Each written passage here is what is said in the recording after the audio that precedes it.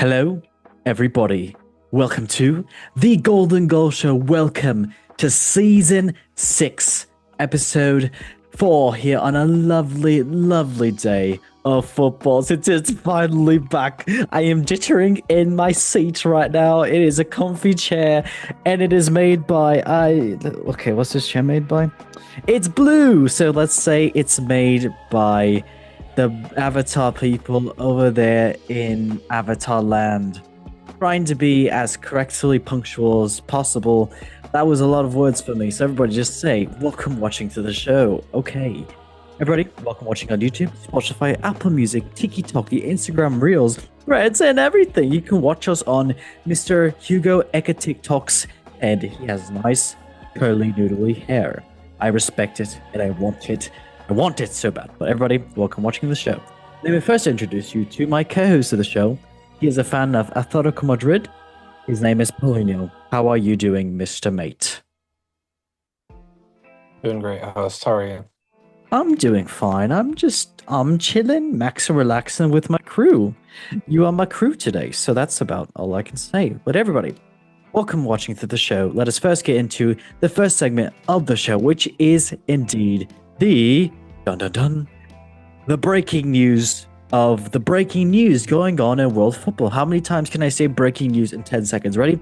Breaking news, breaking news, breaking news, breaking news, breaking news, breaking news. Okay, I tried my best and I did not. But everybody, let's get into the first breaking news. So, the first breaking news is indeed about Eberechi Eze falls victim of Premier League first as stunning free kick controversial is disallowed. So yes, Eberechi Eze was denied an opening weekend goal against Chelsea by VAR. So the Crystal Palace midfielder thought he had opened the scoring at the Stamford Bridge on Sunday, but Eze blasted the free kick past Robert Sanchez at the edge of the box. However, his celebrations were cut short by match officials following a review. Referee Darren England has been sent to the pitch side monitor to watch a replay of the goal. Mark Gihey pushes Moises Caicedo as a free kick was taken. Palace defender shoved Caicedo out of the way to make space for Eze's powerful strike to bypass the Chelsea wall. England's decision was announced by the supporters inside Stamford Bridges. And yes, it was the first time a referee has ever done in the Premier League match after the process was introduced for this season. Officials were announced that the decision and research following the VAR reviews was that they are not allowed to be 1 meter from the wall. So yes, if you see the videos back, Mark he pushes Moises Caicedo 1 meter closer to the wall, which means that yes, it was interfering with play. And as much as you hate VAR and the rules and all this shitty blah blah blah, it was against the rule books that they came up with. So yes, the Premier League and all the leagues can come up with any fairy tale rules now, and yep, VAR is gonna catch it like a fly, like Jackie Chan catches a fly in that one movie. It was a good Party Kid. Yeah, it was a good movie. Yes, hate it or not hate it. Is the league and that's the rules and VAR. You just smile and move on. But yeah, sorry, Eze, mate. Okay, Mr. Paulinho, 1 or 2 words about this disallowed goal by the new rule. So you said it is a new rule. Okay. I guess so. If it's new and introduced this season, I guess it makes sense that they want to enforce that and kind of set the standard. However, I would really question if it's a new rule, why they did this for the free kick. Surely the players should have been told by the club or something like that, or by trainers or staff that, guys, it's a new rule. And a lot of teams do this in their free kicks, especially over the last few years. So I'm surprised that no one took action on that within their club. I mean, I get it's heat in the moment, and that's why they were tussling and pushing each other, and Margay, he wanted to prove his big boy strength, and he got a little too close to the sun. Yeah, well, it was clearly a set play. I would really wonder if they really had like a meeting or something like that, or went over it. Maybe Arsenal would do that, but Arsenal's better with set pieces, so it is. And then also, I just want to point out Kukurea right here and just point out what he's thinking in his head. He's like, if you can see on the screen, he's like, so that's the sound effect I really thought of what he's doing right now. So he is looking bonita. Pretty little princess. All right, everybody, let's go on to the next breaking news. So the next breaking news is indeed about Carlo Ancelotti, told to play 44-year-old keeper with 1,391 games over Alisson and Manchester United goalkeeper. So Carlo Ancelotti has been told to reward the player with the most competitive appearances in world football with the first cap for Brazil. And yes, Brazil goalkeeper Fabio Divison Lopes Machel broke the record held by England icon Peter Shilton with his 1,391st appearance on Tuesday. The 44-year-old, known as simply as Fabio, started for Fluminense's 2-0 win over América de Cali in the last 16 of the Copa Sub-America, which is a South American equivalent to the Europa League. The Guinness Book of World Records has former England international Shilton holding the record for 1,390 appearances. According to the 75-year-old's X page, he claims he played 3 fewer, which was still previous world high. However, Fluminense chose to leave no room for the doubt, honoring Fabio after making his 1,391st appearance for the competitive club. And yes, this is what they said as well for him. Fabio, 44 years of age, as Fluminense overtook it last night, actually think he should be a huge story. I think it should be shouted at the billboards all over the world. What a magnificent achievement.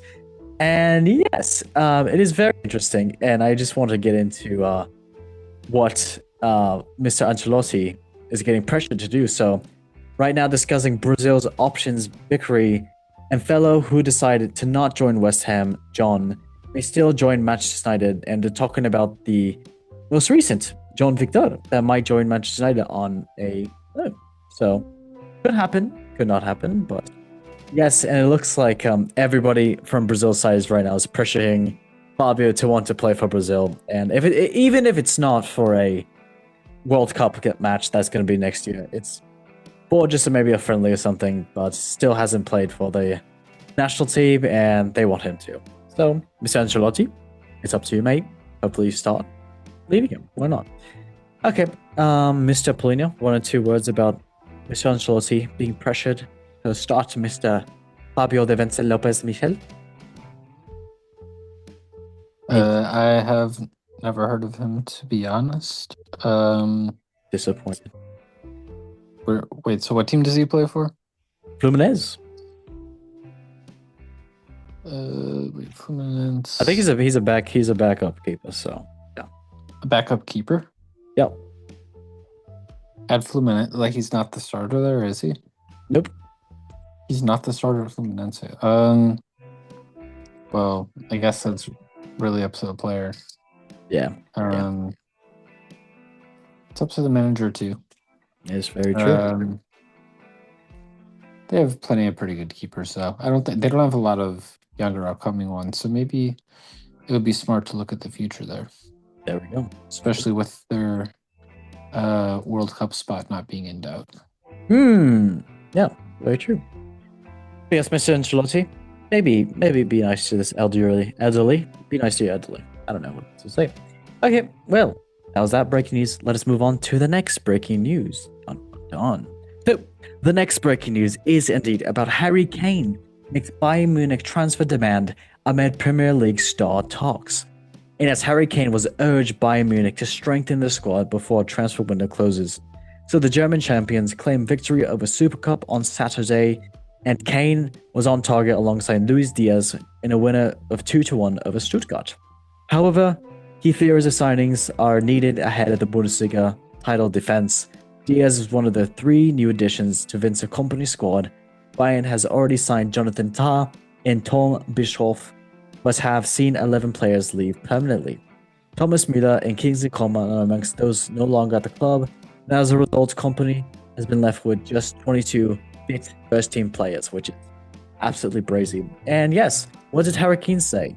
He said after speaking on a win over Stuttgart, he admitted, "It's probably one of the smallest squads I've ever played in, There's still time in the transfer window before it closes, and decisions could be made by Max, Christoph, and the coach. And yes, we have some young players who have done very well in preseason. We're a bit thin, but that's not in the players' control. And his comments come as soon as Bayern chase the signing as Mr. Christopher Nkunku from Chelsea. Ooh la la. Okay, Mr. Kane, I didn't know you respect Mr. Nkunku's power. Good for him. Good for him. Okay, Mr. Paulinho, 1 or 2 words about Mr. Harry Kane possibly wanting Mr. Christopher Nkunku and some other players. Spicy, spicy. Very spicy. It's as spicy as the flaming hot Cheetos that... I'm sure it's going to be very exciting. Okay, fantastic. All right, well, that was that breaking news. Mr. Harry Kane looking beautiful as ever. Let's move on to the next breaking news. So the next breaking news is indeed about Neymar and being ashamed as he walks off the pitch in tears as Santo is embarrassed by a big defeat. So Neymar left the field in tears after Santos were humiliated 6-0 at home at Vasco da Gama on Sunday. The defeat was the heaviest defeat of the superstar's forward's career, as well as Santos' biggest losing margin in a Brazilian Serie A match. Things couldn't have gone much worse for Neymar's side against Vasco, who sat just outside of the relegation zone heading into the clash. After going on to halftime 1-0 down, Santos fell apart in the second half and conceded 5 goals in 16 minutes. And yes, David Correa doubled Vasco's lead on 52 minutes before Neymar's former Brazil teammate Felipe Coutinho stole the show. And yes, that's so sad. So the ex-Liverpool star scored a brace either on the side of Ryan penalty, with Danilo Neves rounding up the route in the 68th minute. And Neymar was left looking distraught at full time as he was spotted in tears after the final whistle. And the 33-year-old said this after the match: "I'm ashamed. I'm totally disappointed with our performance. The fans have every right to protest, obviously without using violence. But if they want to curse and insult, they're in their right. In a feeling of extreme shame, I've never experienced this in my life. Unfortunately, it's happened now. Tears were from anger, from everything. Unfortunately, I can't help in every way. Anyway, it was a total shit. That's the reality." Ooh, but yes, after the match as well too, Santos fans came to confront the team, and the team came out as well too, and the ultras of Santos talked to Neymar face to face and basically just whined to him about how sad they were. And Neymar, I'm sure, was disappointed and sad, but it is what it is. That is life. Life hits you hard. 5-0. Pretty bad. Okay, Mr. Paulinho, you got anything you want to say about Mr. Neymar having a little fit, cry over this nice beating? 5-0 is quite a That is not a result. It's a disgusting result. I'd hate to say it myself, but Yeah. Mr. Neymar. It's a very Baxter-esque result All right, that's in some senses. that's a low blow. Yeah. Lovely. Okay. Well, actually, we'll say more of Coop. That's another team that got kind of 4-0. 5. Actually, they got me 5-0 today. You know what? That's you know what? yes, That's good points. That's a very big point. Okay. Well, rest in peace to Reguinho and his team today that played Sunday League. It's okay. It is. Thanks for hearing about our Sunday League, guys. Anytime. Yes, it's a great time. Great times. Okay, well, that was that breaking news indeed, and let us now move on to the next breaking news. So, the next breaking news is indeed about Marcus Rashford is given a bizarre new nickname by Barcelona teammates that left him baffled. So, Marcus Rashford settling in life at Barcelona after joining the Spanish Giants, and he's having a great time. So, the winger completed a season-long loan switch from Manchester United last month. Barca have also the option to sign him and make it permanent. Rashford impressed for Hansi Flick's side during preseason with a goal and assist in his 4 friendlies appearances. He was handed the competitive debut on Saturday, playing 21 minutes off the bench against Mallorca. Barca ran out 3-0 winners in their season opener against their 9-man opponents. And what is Rashford's now new nickname? Rashford has now lifted the lid in opening weeks in his time in Spain. His team revealed that the bizarre new nickname has been handed by his teammate club, and the 27-year-old explained, when they're having fun with each other, they often call me Sweetie. I don't know what it means, but it's funny that they talk to you like that. They know that I'm trying to learn Spanish and think it's important for me to learn as soon as possible. So it's stimulating, you're always learning, and that's good. Very, very cute. Mr. Sweetie, Mr. Rashford. He does look like a sweetie in the Barca jersey. I'm sure he is having a time in his life over there. Good for him. Okay, Mr. Paulinho. 1 or 2 words about Mr. Rashford being called Sweetie. Being called what? Sweetie. Tweety. No, Sweetie. Like, you're sweet. Sweetie, yes. Oh, I know. kind of cute. I'm going to press this for him. Yeah, Mr. Rashford. I don't know how to say his name. Correct. Oh, fantastic. Marcus Rashford. Marcus Rashford. Okay, yes. All right. Well, yes, good job, sweetie. On to the next breaking news. So, the next breaking news is indeed about, little known FIFA rule means Alexander Isak could force through Liverpool move and Newcastle would be left powerless. So Alexander Isak could leave Newcastle as a free agent next summer thanks to the FIFA rule change. So the Swedish striker would have the opportunity to rip up his contract 2 years early in June 2026. And yes, why is that? As a result, Isak can potentially join a new club as a free agent next summer if Newcastle do not sell him before the end of the current window. Article 17 can be invoked within 15 days of the final match of the season, with the Toons Army final Premier League fixture of this term scheduled for May 24, 2026. This would give Isak until June 8th to unliberatedly breach his contract and be free to sign for any new club in July 1st, 2 years before his deal expires. Although Newcastle would be entitled to compensation, this figure could be as little as half of Liverpool's rejected bid, and the figure is determined by the damage suffered by the club in relation to FIFA's positive interest principle. So the principle is applied to a case-to-case basis, with Rakotti stating that there is an instant Isak's remaining wage as he's valued to Newcastle, and the cost of replacing him would be considered.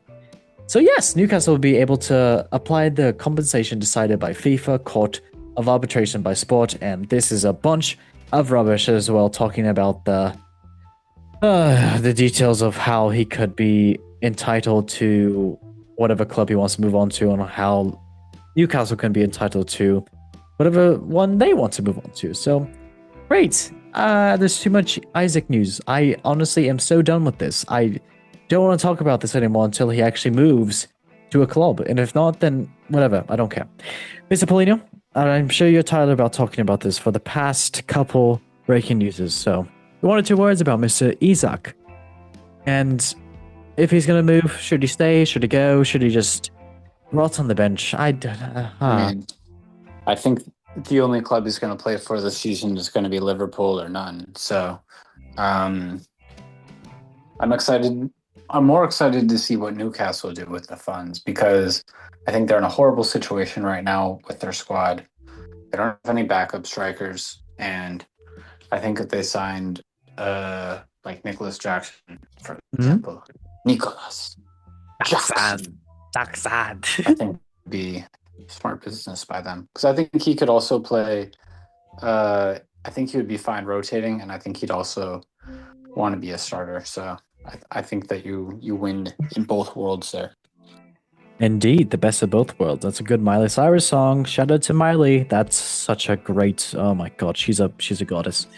Okay, well, that was indeed that breaking news. Let's go on to the last breaking news of the show. I'm so sad. So the last breaking news of the show is indeed about Arsenal hijacked Tottenham move for Eberechi Eze as a record deal agreed, as Tottenham forced to look for alternatives. So Arsenal have reached an agreement in principle to sign Eze after hijacking rivals Tottenham's bid for £60 million plus add-ons move for the star. So the Gunners made a late swoop for Crystal Palace as after rival Spurs has been closing on him to secure a deal.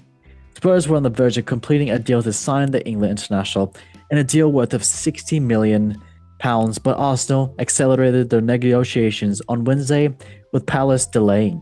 It's understood that the boyhood Gunners for Fan Eze, who's also played in the club's academy, went back on his agreement with Spurs in order to steal a switch to the Emirates Stadium. Oh my god. So yes, it's confirmed that the Gunners and Palace have now agreed a deal, which will see Eze join a £60 million fee record sale for the Eagles. So that's the largest sale they've ever made on a player. Wow, surprise. And yeah, not really much to say about this news besides congratulations, I guess, Eze going to a club that he wanted to play for and he played for when he was younger. So only thing I could say is, hey, good job. Good job. And now that Kai Havertz is he is injured, this is a perfect replacement, I guess, for him to come in. I mean, Havertz is a striker, but sometimes drops into the midfield as a cam, but Eze, the thing is, Eze and Odegaard, what's going to happen? They're going to play together? That's going to be quite interesting. I don't know. I'm just excited to see Eze play for Arsenal. Hopefully he can get them second place. I mean, hopefully he can help them win the league. That's not a jive. Okay, Mr. Polino, 1 or 2 words about Eze going to Arsenal over Tottenham in a late effort. Crazy. I think that's pretty wild. Wild. Crazy and wild. Yeah. I think it's going to be a decent deal for them, though. I don't think that he's their answer to everything because... Oh, yeah. I don't think they're going to start him on the left wing. I think he's more of insurance for Odegaard if he gets injured. Although they have plenty of guys behind him, but I think they want a high quality option or someone that can come off the left if they need it.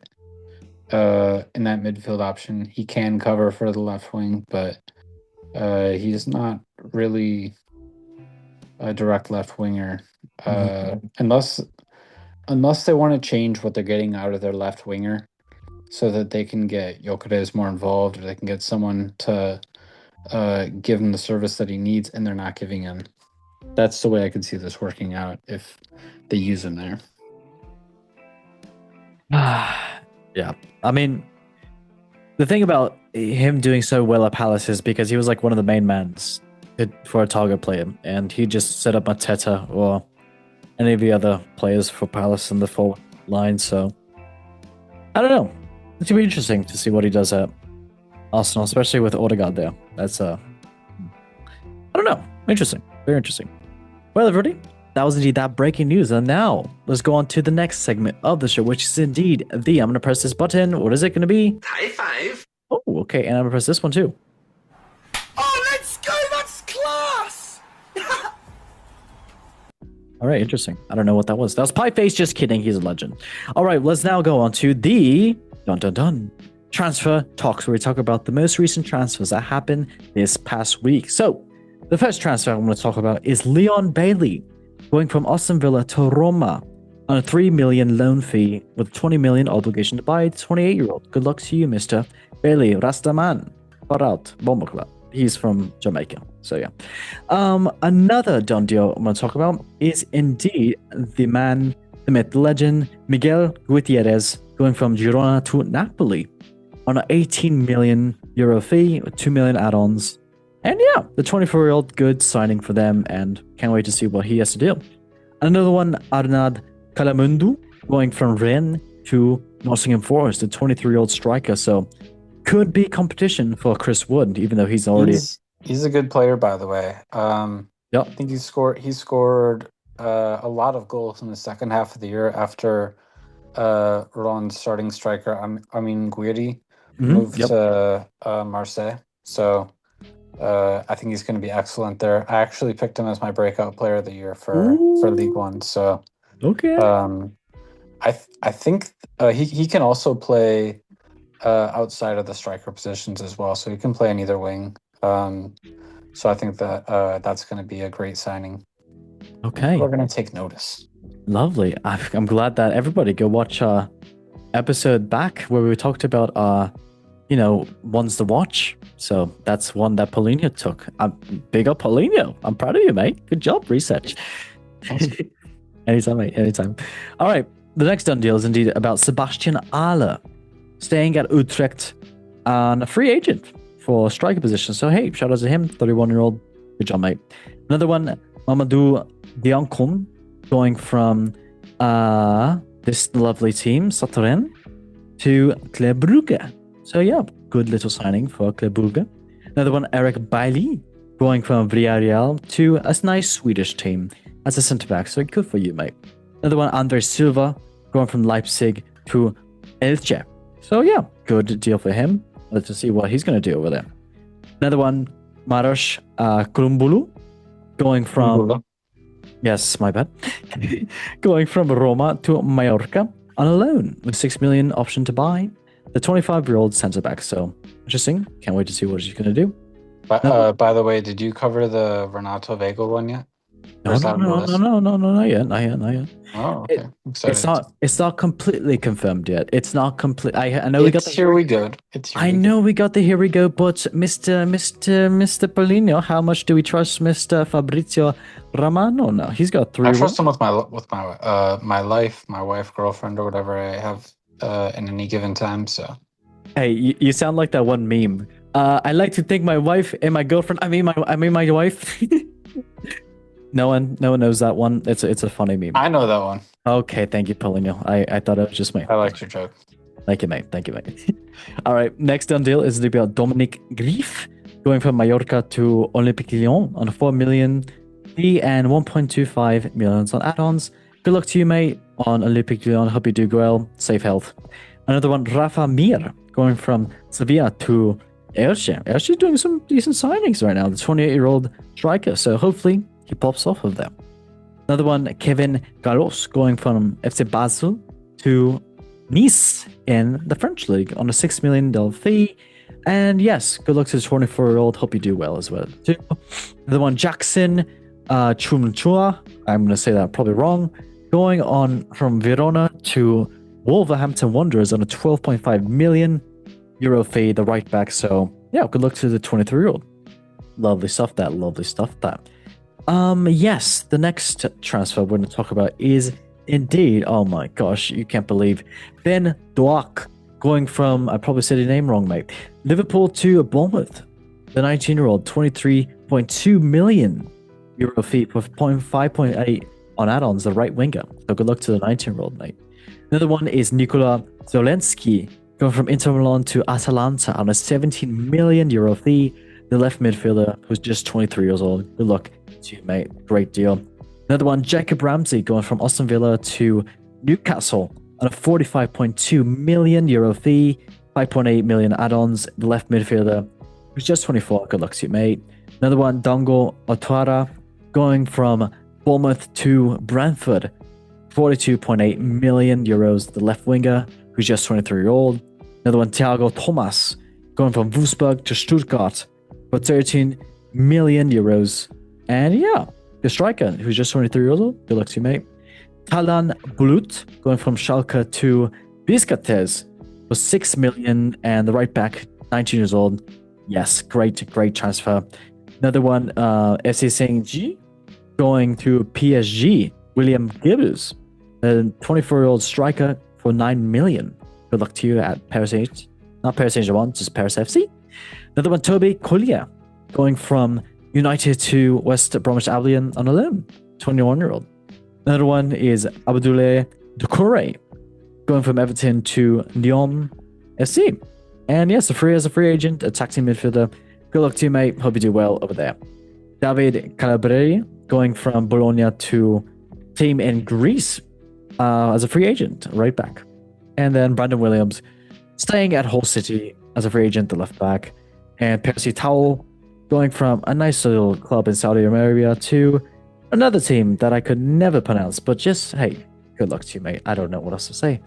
And yeah, lovely stuff. And Nordi Mukulele, going from Paris Saint-Germain to Sunderland, the 27-year-old, who's for 10 million. So yeah, good luck to you, mate. And Sunderland cooking up some more transfers. So can't wait to see what they've got to do. Omari Hutchinson, going from Ipswich Town to Nottingham Forest. That's one of the best players over there at Ipswich Town. So Interesting. Yeah, Nottingham Forest got a great player now for 43.5 million.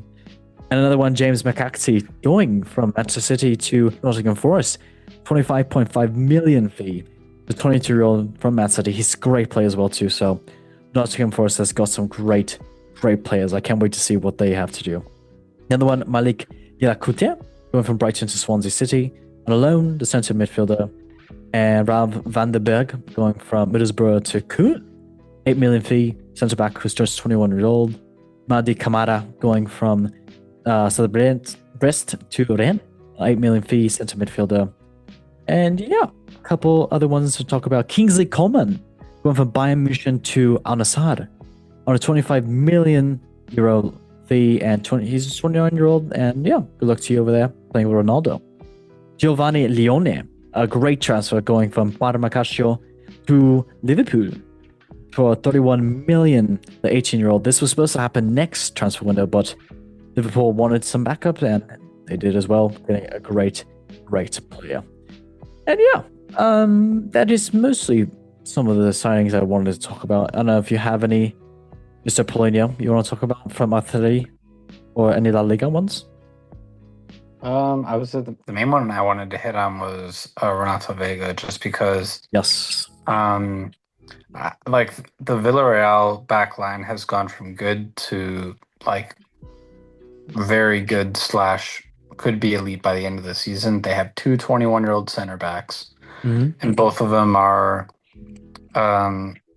elite on the ball and elite like defenders off the ball, both one-on-one and in just all round. So I think the sky is the limit for that defense, and everyone in the Champions League better watch out, because they started off really good. Unfortunately, Gerard Moreno got injured first game of the season, which is a shame. But that means more minutes for Alberto Molero. Yeremy Pino started off well, and who's the Carmona obviously started off well, but who was the guy I was thinking of? Oh yeah, yes, Mbappe started off well too.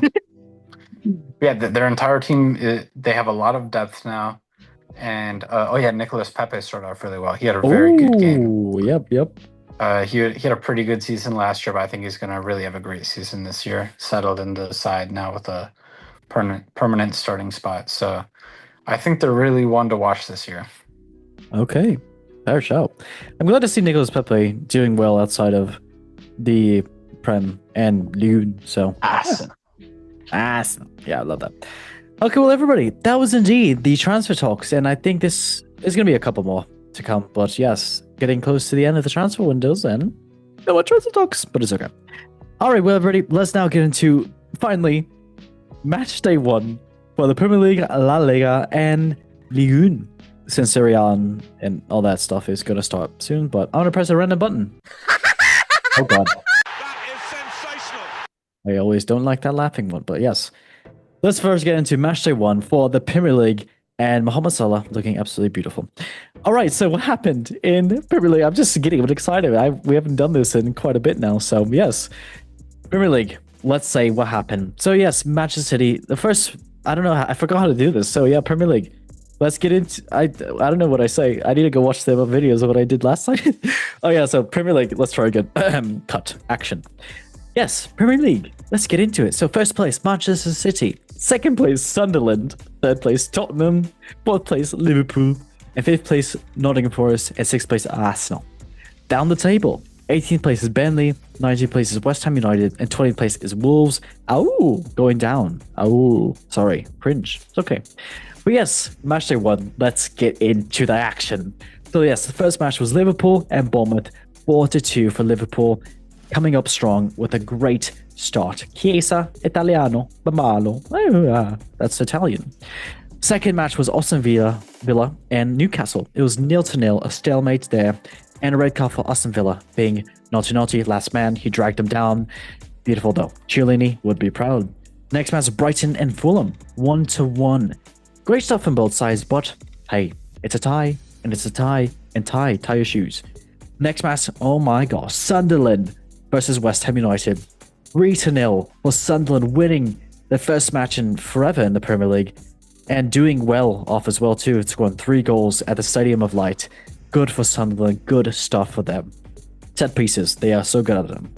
Next match was Tottenham and Burnley. It was 3-0 for Tottenham beating Burnley in London. And yes, Richarlison, I didn't respect your game, but now I respect it even more since you know that Brazil is looking for strikers now, and he scored a bicycle kick. Go watch it. Go watch the highlights. Beautiful, beautiful stuff from Mr. Richarlison the Pigeon. Next match was Wolves and Manchester City. Hey. By the way, a very Shades-esque goal. Hey, you know me, man. That's me. Okay, stop. Yes, next match was Wolves and Manchester City. 0-4 for Manchester City. And yes, Erling Haaland doing great stuff. Ranchaki doing great stuff. I mean, it's the Manchester City you want to see, and which hopefully you're going to see for the rest of the season. And Wolves not doing great. Next match was Chelsea and Crystal Palace. We talked about this in the breaking news. 0-0. But yes, Chelsea doing decent. They had the chances. Crystal Palace, they had the chances, but stalemate there, and not ruling out Crystal Palace, not ruling out Chelsea, saying both played rubbish. Crystal Palace did just beat Manchester City and as well Liverpool. So they got the FA Cup and the Community Shield. So not saying anything bad about Crystal Palace. They did great. Next match was Nottingham Forest and Brentford. 3-1 for Nottingham Forest, continuing their great stuff over there. And Chris Wood, the New Zealand striker, coming over 2 goals, and great stuff for him. Next match was Manchester United and Arsenal. It was 0-1 for Arsenal beating Manchester United in Old Trafford. But hey, not cutting out anything for Manchester United. They had the chances. They could have put them away, but they are looking still strong. And Arsenal as well too, doing decent stuff. And yeah, shout out to Arsenal for getting that goal. Next match was Leeds United and Everton. 1-0 for Leeds United on this past Monday. And yes, decent result for Leeds United. Everton still looking strong, but not good enough. Leeds come up with the win. And yes, if this league just ended right now, Sunderland second place, I'm sure everybody at the Stadium Light would just absolutely be tearing the shirts off. Happy. Very happy. Very, very happy. Alright, but everybody, the top goal scorers for the Premier League at the moment is first Anthony Semenyo with 2 goals for Bournemouth. Tied with him is Chris Wood with 2 goals for Nottingham Forest. And tied with him is Erling Haaland with 2 goals for Manchester City. Lovely stuff, that. Okay, Mr. Polinium, anything you want to say? Just a couple comments about this match day 1 for Premier League? You want to say anything about the lovely teams we predicted? I have actually the Man United Arsenal game was pretty good.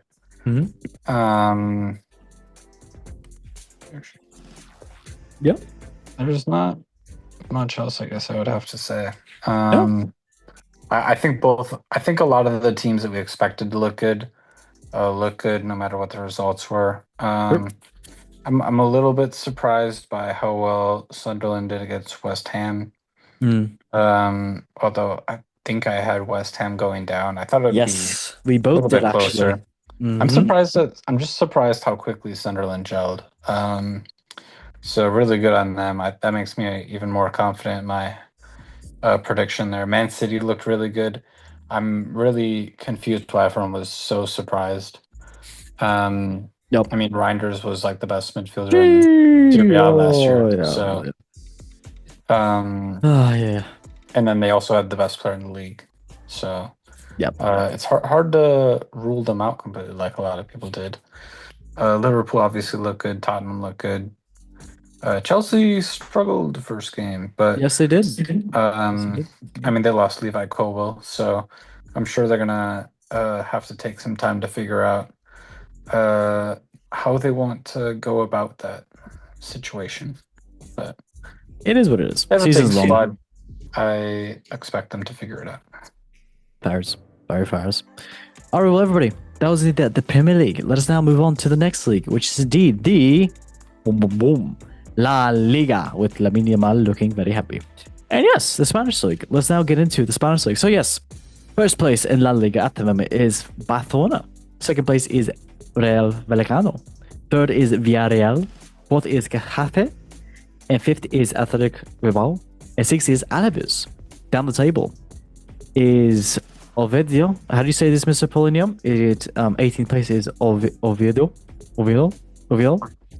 Oviedo. Oviedo. Love that. Oviedo. 19th place is Celta Vigo, and 20th is Mallorca going down. Nice place, but going down. Match day one. Let's get into it. So yes, first match was Girona and Real Vallecano. 1-3 for Real Vallecano, beating Girona at their home stadium, and a red card for Girona being naughty. Next match was Villarreal in Oviedo. 2-0 for Villarreal, and a red card for Oviedo being naughty.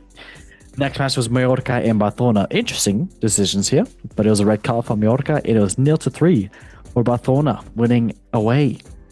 Next match was Alaves and Levante. It was 2-1 for Alaves, winning at their home stadium. Good for them. Next match, Valencia and Real Sociedad. 1-1, a stalemate draw right here. Tie your shoes. Next match was Celta Vigo and Getafe. 0-2 for Getafe, and yeah, good win for them, winning away. Next match was Athletic Bilbao and Sevilla. Great game here if you want to watch some highlights. 3-2 for Athletic Bilbao, and yeah, good win for them at home. Next match was Espanyol and Atletico Madrid. Mr. Paulinho, we'll talk about this. 2-1 for Espanyol, winning at home. So good win for them, Atletico Madrid. Ay, os míos. Next match, Elche and Real Betis. 1-1, a tie right there. Oh, wow. We move on. Next match, Real Madrid and Osasuna. Interesting decisions here, but it was 1-0 for Real Madrid and Osasuna getting a red card. Yeah, lovely stuff. Okay, Mr. Paulinho, anything you want to say about this Atletico Madrid game? I know you have to say a lot about this game. We talked a little about it. We texted about it. I could tell that you're happy. Not so happy, unfortunately. Yeah. It looked the first like 60, 70 minutes of the game, they looked really good. But towards the end, once they brought some players on that, like for example, Griezmann came on, but he didn't like it's very confusing for me because end of preseason, he was pressing really well and actually running against Newcastle, and then he comes into this game, and I don't think that he played, or he didn't run as much as he did in preseason, in my opinion. So,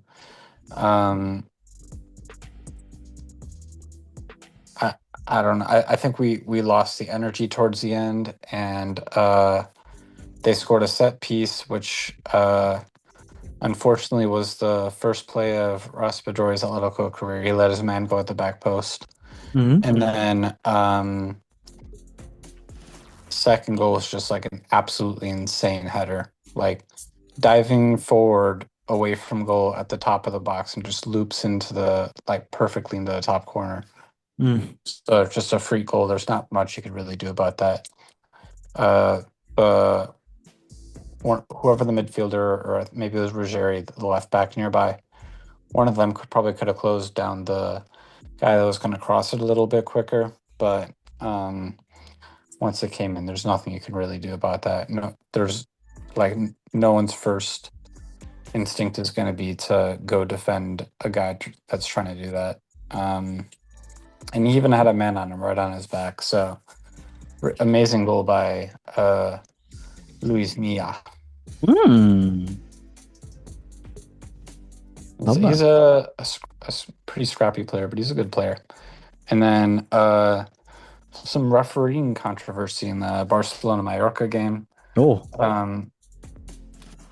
Who was it? I think it was Raillo, the center back from Mallorca. He blocked a Lamine Yamal shot with his head and then goes down a few seconds later, and the referee has the whistle in his mouth, which doesn't really mean anything technically, but for head injuries, I think he was down for 8 seconds, and you're supposed to blow immediately.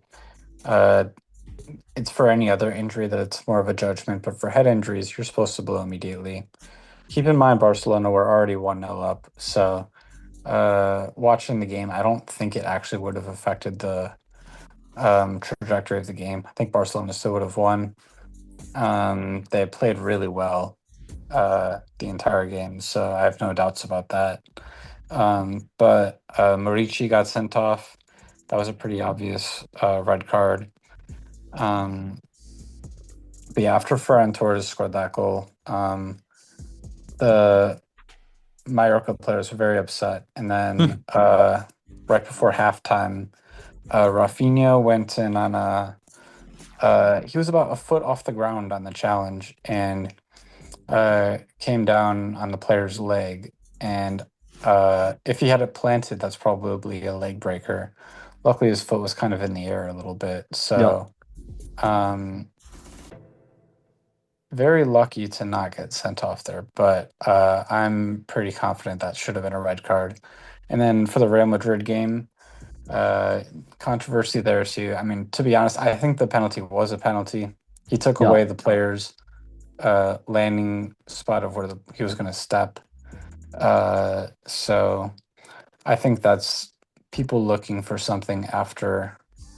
Well, I think it's Barcelona fans looking for something after they got a few fortunate calls for them. But if you want to look at something in that game, look at the end of the game, last 5 minutes of the game.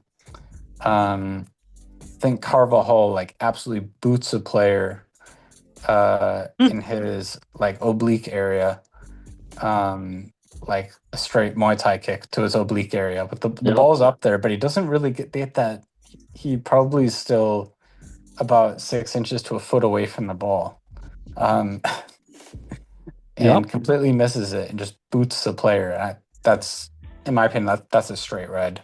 And then a player is making a run in behind for the Real Madrid side, and they get pushed off the field towards like their upper chest area. Referee goes to VAR and sends him off, which I think was also a pretty horrible call. And again, the result probably wouldn't have changed, but it just shows the incompetence of refereeing in La Liga. I hate to say it, but same thing in Prem. So whatever. Yeah. Sure, it's just Yeah, I mean the Senesi. Was it Senesi who had the handball for Bournemouth? I think Liverpool had like, I want to say, was it a 2-0 if he doesn't handball it? But I think he just handballed it around Salah. Referee didn't spot it. Probably should have been looked at for maybe. If you want to give VAR the benefit of the doubt, maybe they were saying, okay, maybe they're saying yellow card, but I think it should have been reviewed for a potential red. But what do you expect, mate? I'm not going to get everything right every week, but that is quite a lot to get wrong. Gotta love it. La Liga. I do love it. I'm loving it. That's McDonald's. Actually, not sponsored. No, I don't know. I'm not loving it. Sponsor us, please. Yeah. If you sponsor us, we're loving it. Yes, we will love it till the end we die. Okay, well, everybody, that was the La Liga. Let's move on to Serie A. And yes, Serie A happened. Just kidding, it didn't happen. So I'm gonna go say that, Polino, what do you think? What is a favorite pizza, a topping for Serie A? That's our question. What's your favorite? I want to go back to La Liga real quick. 1 second. I want to talk about one other game. Okay. So, real quickly, the home opener for Girona against Rayo Vallecano, that is one of the worst opening halves I've ever seen to any game, let alone to a season. Girona goalkeeper basically passes to, I think, Jorge de Frutos for an open goal for Rayo Vallecano in like the first 15 minutes. Then I think what was it? He makes another. Oh wait, no. Yeah, they go. Third goal. They go 1-0 down. Or no, third goal. He tries to flick it over the defender as the last man, and gives them an open goal. So then he tackles the player and gets sent off. And this is against the same guy as well. So this guy, I think he had the first goal of the season, first assist of the season, because the first goal was assisted by the other team, Mhm. and then also drew the first red card of the season and won the first penalty of the season. So it's a good first half from him, and a What a really, guy. really bad first half from the Girona goalkeeper. Gazzaniga, by the way, former got Premier a League player. Yep, very true. Very true. He was good a few years ago when Girona had a good season in the league, but last year and then this start to the season has been horrible. Hey, you never know. He could get better. Or he could be sold by the end of this transfer window, so you I never have know. faith in Girona getting better still, though. So You hope so. They made some decent signings, so yeah, and the Man City player who got subbed on, when he came on and when Thomas Lamar came on, they actually looked really good, even though they had 10 men. yeah. They actually outplayed Vallecano's second half. Okay. All right, lovely stuff. Anything else? La Liga? Nope. Okay. Lovely stuff. Well, that was La Liga. Let's now move on to Serie A. And yes, there's a question I wanted to ask you, Mr. Polino. What's your favorite pizza topping? Since it's Serie A and it hasn't started yet, so we have to say something. I gotta say, if any restaurants have any spicy meats, pause and No. play. I Play like- like when they put like spicy sausage or like they put some sort of like unique type of spice like ham or something Okay. on a pizza. I think it's really good. Obviously, pepperoni's there sometimes, but I like it when they put like the more unique things on there. All right. Have you ever been to Pequod's? No. I need to take you there. They have a really good deep dish with some spicy sausage. Are we getting a date live on the podcast? Yes, we have to wear Italian jerseys to the place. Okay. Okay, it's a date. It's a date. Okay, well, that was the Serie A. Great segment there. Can't wait to see what they have next season. I mean, this coming weekend they actually start. So yeah, They have or they had Coppa Italia, I think. Sure. One. Coppa Italia. Let's look it up. You can move on to the next section. I'll get the. No, it's okay. We're already on it. I don't want to switch back and forth. Okay, so important results. Big teams. Como won. Sassuolo, Genoa won. Basically, all the top flight teams won. Shock. From what I see. Milan won over Bari.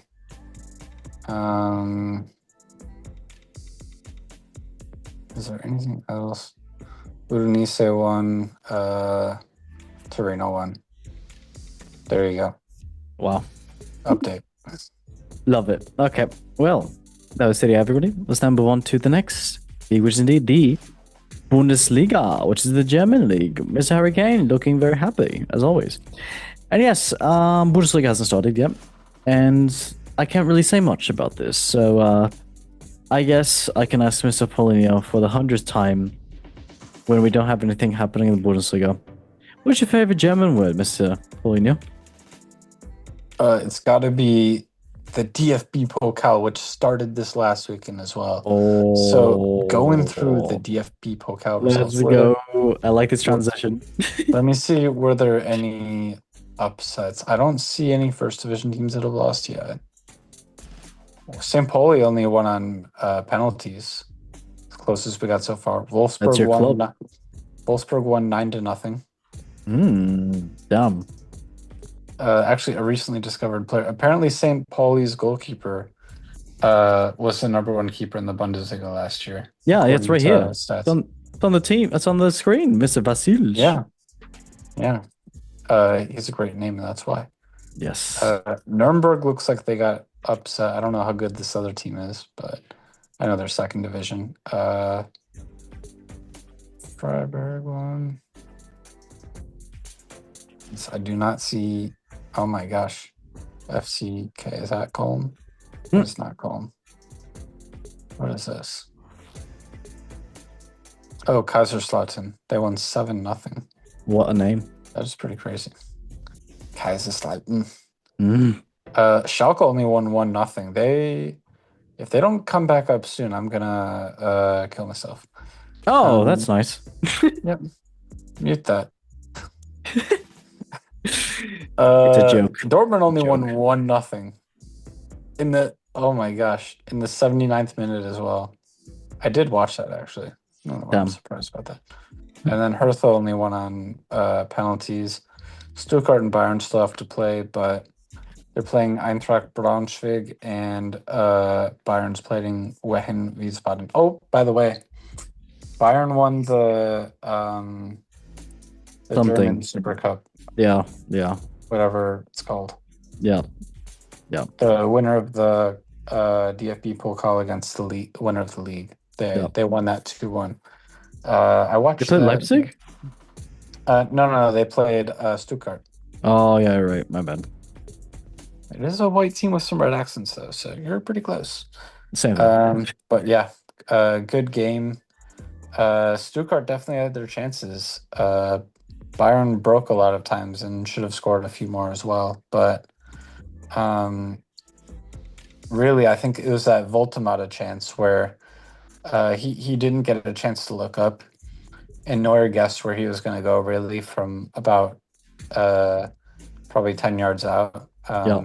Pretty much won them the game. So really good from Neuer, even at 40 years old. And even though Bayern fans want him replaced right now. But yeah, as they should. He is getting old and he hasn't performed to a top club goalkeeper level as you'd expect. Send him to Al Nassr. He'll play Ronaldo. Yeah. Well, he can play with... Who is their keeper right now? I have no idea. Oh, wait. I was going to say it might be Bono, but I think he's for Al Ittihad. No. I don't know. I have no idea. Bento. Bento. Oh. Sure. Doesn't sound... that familiar. He played in Brazil. He's only 26. Yeah. Who's Bayern's keeper right now? Is it still Urash? It is. It's Neuer. No, like the backup one. I think so. That is very sad. Nothing against him, but top. Let's take a look. So first you had Neuer, and then you had it is Urash. Well, yeah. I mean, I'm sure they can buy a keeper from another Bundesliga side whenever they want, but true. I don't think that they would come in and just like get someone to play over Neuer at this point. Neuer still wants to play, so. You know who'd be a good signing? Edison from Man City. Yeah, he'd be good foot-wise. I don't think he's a very good shot stopper, but I mean, if you're not facing that many shots, like Bayern won against some teams in the Bundesliga, maybe it would make a difference. But Champions League, I think it actually wouldn't be very good for them. I don't know where he should go. I mean, I think he's a pretty average shot stopper. Where do you think he should go? I mean, Everton. I don't think a lot of teams would be able to afford him. Everton. Yeah. Take over for Jordan Pickford. Yeah.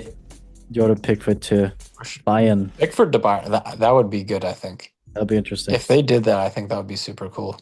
Honestly, you know what? I'm surprised that... Link up with Kane? I'm surprised Trafford didn't move to Bayern because, Burnley links with Mr. Vincent Kompany. I'm surprised he didn't move to Bayern. Yeah. Damn. Trafford okay. Oh, true. Good point. Yeah. Too late for that, though. It is what it is. All right, well, everybody, that was in the Bundesliga. Let's now go on to the last league of the top 5 leagues, which is the Ligue, which is the French league. And yes, Mr. Ousmane Dembele looking great. Let's go ahead and say what happened this past weekend. So, first place is indeed Monaco. Second place is PSG. Third place is Strasbourg. Fourth is Lyon. Fifth is Toulouse. And sixth is Arles. Down the table, 16th place is Nice. 17th place is Marseille. And 18th place is Le Havre. Going down. Match day one, let's get into it. So first match was Rennes and Marseille. 1-0 for Rennes. And a red card for Rennes being naughty, but still took the win at home. Next match was Lyon and Lyon. 0-1 for Lyon, winning away. Good stuff for them. Next match was Monaco and Le Havre. 3-1 for Monaco. Solid display of great football from them. And yes, 3 goals at home. Easy. Next match was Nice and Toulouse. 0-1 for Toulouse. And good win for them. And not much I can say besides Next match was Brest and Lille. Good job for Brest. Always putting up a fight. Staying strong. Yeah, okay, 3-3 it was there. And point for each. Yes, I can't say anymore. Next match was Ayer and Lorient. 1-0 for Ayer. And great for Ayer. Love that. Next match was Angers and Paris FC. 1-0 for Angers and a red card for them being naughty as well too. And yes, Paris FC not starting out the promotion as they would want to. Next match was Metz and Strasbourg. 0-1 for Strasbourg. I mean Chelsea FC Part B. I mean Strasbourg. But yes, good win for them. Next match was Nantes and PSG. 0-1 for PSG. And yes, winning away and currently not first place. Haha. Only time you're going to see them not first place, but it is what it is. All right, top goal scorers for Ligue 1 at the moment is first Kamori Dumba. 2 goals for him for Brest. Next one is indeed Djibril Savide with 1 goal, and tied with him is Mr. Hoopy Pants himself, Eric Dyer, with 1 goal for Monaco. Never thought I'd ever see Mr. Eric Dyer in the top goal scoring list, but pigs can fly. There we go, Mr. Eric Dyer. Shout out to you, mate. All right, Mr. Paulinho, anything you want to say about Ligue 1? I mean, Paris FC, I mean, they dominated most of play, but XG was the same. But it's really because Angers scored early, and then they were really just holding off PSG for the rest of or Paris FC for the rest of the match. It's going to be weird having another team in Paris. Right. I guess it makes sense to score, but I don't think they look too bad. And then the Rennes Marseille game, that was pretty crazy. I mean, Marseille dominated most of the game because Rennes got a player sent off. And then they scored in the last minute with Ludovic Blas getting in behind. Mm-hmm. If you don't know him, he's a really, really good player. It's like a tricky attacking midfielder / winger type player, like a 10. He was really, really good a few years ago. And he's been good, he hasn't lived up to what he was at Nantes, at Rennes yet, but maybe this could be the season for him, especially now that all the attacking options have left. All right. Wow. You still think I watched go ahead. No, you think that PSG is gonna take the win? The league? Oh yeah, for sure. Well, especially now that Marseille lost their first match, that really has me down on them. And they were playing against 10 for a good amount of the game. So I want to say the other team got the red in like 30-something minute. So they really should have put something away in that time. Wow. And then I watched the Lens against Lyon match. Neko Otadze picking up for Alexandre Lacazette after he left. And then Florian Thauvin made his debut for Marseille, which is pretty cool. He used to be for Lens. He was a Marseille legend. He would get like 20 to 30 goal involvements a season in the league alone. So he had nice hair too. I haven't seen him back, and he played pretty well. He doesn't look washed. So I thought it was exciting to see. Probably take a shower then. Say that again?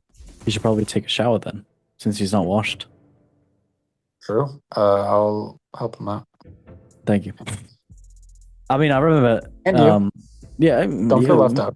I would never. whatever. Isn't he the guy that had like such a cool haircut every time? Florian Thauvin? Yeah, like spiky hair and stuff. No. I'll send you a picture of him. No, I'm pretty sure. I think I know who he is, but Nope, I know he had like a comb over. Oh, fantastic. Okay, maybe I'm thinking of someone else. All right, lovely. Okay, well, everybody, thank you, mate. I want to see this picture. Live reaction on the Golden Goal Show. I mean, that's him right now. I was talking about like back then when he had like the blonde highlights and stuff. Did he? Yeah. I promise. Let me look this up. We'll get back to you on this audience. Thank you, mate.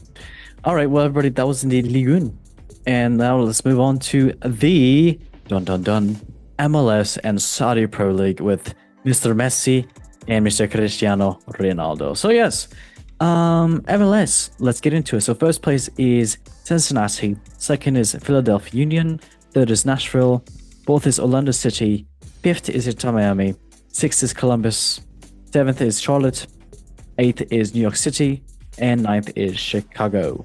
The top goal scorers for MLS at the moment is indeed first Lionel Messi with Inter Miami with 19 goals. Lucky. And then, yes, I know. And second is indeed Sam Surridge with 18 goals for Nashville. And then third is Avander. What a name. 16 goals for Cincinnati. Yeah, good stuff. I mean, yes, MLS, it's already been going on for a long time since it's not aligned with the top 5 leagues, but we're still having fun watching that. MLS, give me a penalty. And the Saudi Pro League is going to start it's going to start, I think, at the end of the month. Yes, end of the month. So we still got some time to go. I guess I can just ask you, Mr. Pauline, who do you think is going to be the top scorer for the Saudi Pro League next season? For the Saudi Pro League, it's going to be Ronaldo. I'm going to press this for Mr. Ronaldo because he deserves every little bit of him. Sweet baby! Oh my goodness, bro. Yeah. So yes, lovely stuff. Yeah. Let us now move on to the next segment of the show, and we're finally done with this segment. It is indeed the dun. I'm gonna press this button, whatever this button is. Oh, Superman is coming to save you all. But this is not Superman, so yeah, let's get into it. So everybody, the next segment is indeed the football memes of the week, sponsored by Robert Lopez, where we talk about the top football memes that happened this past week. Past. I said past a lot of times, and Mr. Lamine Yamal is our nice little mascot for this. Yikes. All right, so yes, first football meme of the week is indeed about Newcastle and Brentford. So yes, life is too funny. One man is going to join Newcastle, and the other is going on a strike to leave Newcastle. And who are we talking about? We're talking about Mr. Visa from Brentford and Alexander Isak from Newcastle. So Mr. Visa is going on strike to join Newcastle from Brentford, and Mr. Isak is going on strike to leave Newcastle. And someone tweeted against this saying, "Life lesson: the position you are currently in and sad about is someone's dream. Keep being grateful." Isn't that something that is something you should take to heart? So yes, Mr. Isak and Mr. Visa, humble. Stay humble, as Mr. Erling Haaland would say. All right, on to the next meme. So the next meme is indeed about Arsenal. Oh, gotta love this. And yes, Mr. Gyökeres, he was doing great for Sporting last season, bagging so many goals, the most in Europe. And yes, it looks like they played the first match in Portugal, Sporting. And the new striker got really, really good things. He got 2 goals in his first appearance for Sporting, 8.9, Mr. Suarez. And yes, someone tweeted this with his Sporting stat that he got 8.9, saying, "Sporting new striker already spamming goals. Gyökeres wasn't special after all." I guess Sporting just makes everybody look good. I mean, he did Ronaldo good, but that's Ronaldo, so you can't compare him to Gyökeres or Suarez. So yeah, lovely stuff. On to the next lovely football meme of the week is indeed about Mr. Richarlison. And yes, and it is a picture first on the screen of Richarlison, but actually his head is covering Ronaldo, and that is R9, who has that nice little haircut that everybody loves. And yes, and the caption says, Richarlison, whenever it's World Cup year. Since, next year, before the season, is actually the World Cup. So, ain't that going to be good? Mr. Richarlison, keep bagging in goals, and you're going to be definitely top striker for Brazil. So, yeah, vai. Lovely stuff, that. And now, let's move on to the next segment of the show, which is indeed the last segment of the show. I'm very sad. I'm going to press this button. I know. It's sad. I'm gonna cry. I know. Chill. I'm gonna press this button now. Thank you for your patronage. Thank you, SpongeBob. Okay, well, yes, everybody. Let's now get on to the next segment of the show, which is indeed I'm gonna press this button, and I should have pressed it so long ago, but boom. Everybody, welcome to the Golden Goal Show football quiz. Let us go ahead and say the rules. Hi, everyone and everybody to the Golden Goal Show football quiz. Aye, Suey. The guests will answer a series of football-related questions to test their Alpha, Beta, Sigma knowledge in football. Ooh. So whoever has the most correct questions answered by the end of the quiz wins an all-inclusive tropical cruise with Big Benzema. Oh no. JKLOL Stinky, you get a crisp high five. Good luck, lads. All right, Mr. Palino. So before the Serie A does start, you're going ahead and say a nice little quiz for the Serie A. So yes, are you ready, Mr. Man? I am more than ready. USA! Great! Okay, good. Well, let's get into the first question. And yes, it is indeed number one. I'm going to play a nice little background music. But yes, number one. Against which team did George Weah score his wonderful goal for Milan? Is it Cremonese, Verona, Venezia, and or Foggia? You have 10 seconds. I'm going to say Foggia because it sounds cool. Cremonense, who? Foggia and who? Verona, Venezia, Foggia, Cremonese. I'll say Verona. I'm more confident in them being top flight, I guess. Okay. The other? Well, what did you say, mate? I said Verona because you go there. It is a nice place, yeah. Well, it is not Cremonese. Good thing you didn't pick that one. It is not. By the way, if you're looking for shades, go to Verona, and you have a 1 in 100 chance of him being there. Do not reveal my public information. I am not. Too famous. Bye bye. You know. Okay. I don't know what I'm saying. All right. It is not Venezia. It is not. I'm going to say the correct answer. It is indeed Verona. You did get it correct, Mr. Polino. Congratulations, mate. Yes. Good job, mate. All right. Number two. Where did Milan sign Weah from? Was it Bordeaux, PSG, Monaco, or Marseille? You want to say this in 3, 2, 1? Do you know the answer? Like by heart. Like don't say it yet. But do you know the answer? I know he played at one of the answers. I don't know which one he came from though. Okay, let's say it together. 3, 2, 1. Marseille. Oh shit. Okay. Well, where did Milan say Weah? I'm gonna say Marseille, but I don't think he played for Marseille. maybe I'm just completely fluffing it. He might have played for Monaco. Mm-hmm. But I think he played for. Well, I know he played for PSG, so I'm gonna say PSG. I just don't know the order. Wait, am I thinking of the wrong Vey? Is George Vey the dad of Timothy Vey, or am I the other way around? You're right. Oh shoot! But I think the only striker I can remember playing for Marseille then is like Rudy Voller. I think played there. Oh damn! Well, I'm just gonna give this to you then because the correct answer is indeed PSG.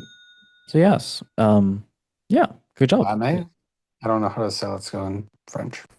Oui, Buffon. All right, yes. Number 3, 2-0 for Paulinho. What did Alessandro De Piero do on his first start for Juventus? Did he A, miss a penalty, B, get substituted in the first half, C, score a hat-trick, or D, get sent off? Who What is happened? this? Del Piero? De Piero. Yeah, you have 10 seconds. I'm going to say he gets substituted in the first half. Why not? What was it? Sent off, hat trick, or what was the other one? Miss a penalty. Ooh, sent off. Okay. The correct answer is indeed not being sent off. That's so sad. No. I know, I'm going to cry. It is not getting substituted in the first half. It is not missing a penalty. It is indeed scoring a hat trick. Yes, that is indeed the correct answer. So, yeah, both got it wrong. Lovely. I'm gonna look up who this. I'm gonna look that up real quick. I Okay. want to see who it was against. Okay. All right. Question number 4. When Ronaldo made his debut for Inter in 1997, which fellow debutant ended up grabbing the limelight with 2 goals? Was it A, Diego Simeone, B, Georgi Zhirkov, or C, Alvaro Recoba, or D, Ivan Zamorano? Wait, can you repeat the question, please? Who scored 2 goals in Ronaldo's debut for Inter Milan in 1997? Oh, it was Simeone. Oh, you already know this one? I think I know it. I'm going to say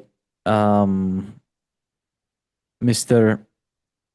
Jerkoff because it sounds like a polite young man.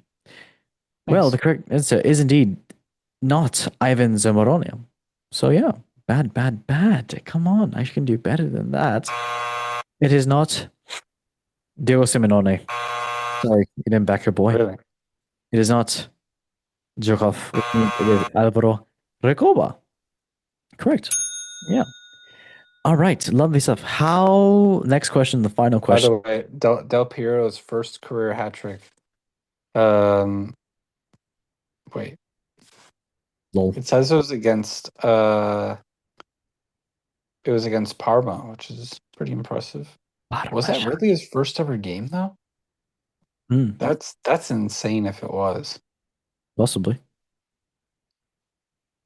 Wow, that's impressive. No. Good for him, though. Good for him. Okay, well, last question of the quiz. If you win, I win. If I win, you win. How many clubs did Christian Vieri play for?